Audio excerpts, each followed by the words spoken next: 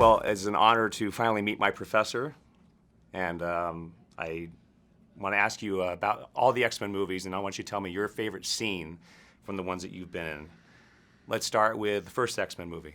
Oh, you're asking an impossible question. That was 17 years ago. You have the most powerful mind in the world. You can think of that. Yeah, it's not real. It's a movie. You know. You make it so real. I can't remember breakfast time today, so how am I going to remember my favorite scene of 17 years ago? I can tell you my favorite scene in the whole franchise. You go ahead, tell me that then.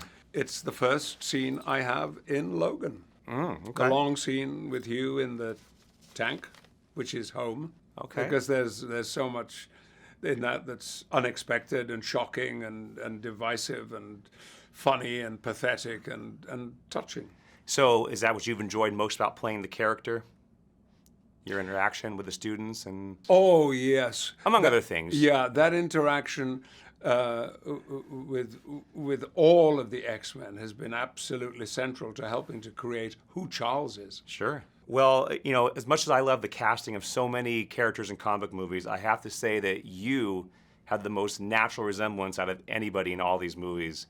When they first approached you to play Charles years ago, were you even familiar with the character of the X-Men series at all? I knew nothing. I will tell the anecdote once more that I was doing ADR at Warner's for a film I'd made with Richard Donner, Dick Donner, and I got a note passed to me saying Lawrence Schuler Donner would like you to call on her in her office when you're done with the ADR. Right. So I went along, and her assistant said, the door's open, go on in. So I pushed the door open, and this woman I had never met before picked up this comic book and held it in front of her, and I said to her, what am I doing on the front of that comic book? Oh, that's hilarious. And she said, exactly.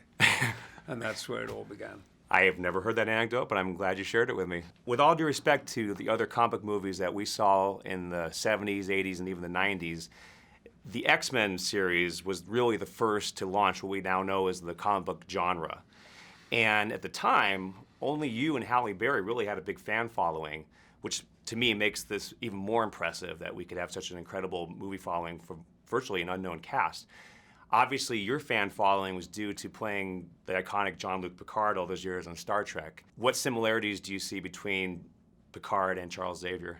There are, of course, a lot of overlaps between Jean-Luc Picard and Charles Xavier, largely because there's a guy called Patrick Stewart involved in that as well. Sure. And you take a character on and put him inside you, and then this blend happens. So there's always a mixture of the character and the actor. At least that's what interests me, and that's what interests me most about other actors who do that.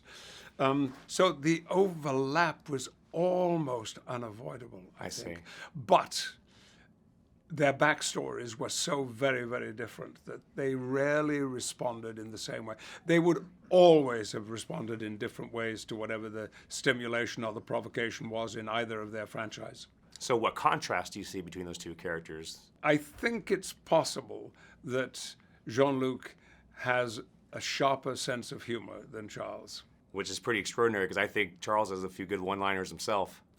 It has been known, yes. Yeah, especially when he talks about using, what he's going to do to Wolverine if he ever lights a cigar again in the mansion. I'd forgotten that. Yeah. Yes. Well, I'm just glad you didn't use any mind control on me during this interview, because it wouldn't have gone nearly as well. But it's an honor to finally meet you. I've been a big fan of your work for many, many years. And Thank you. Just very, very humbling to finally meet you. Oh, thank you very much. You're welcome. It's kind of you to say so. And you know what?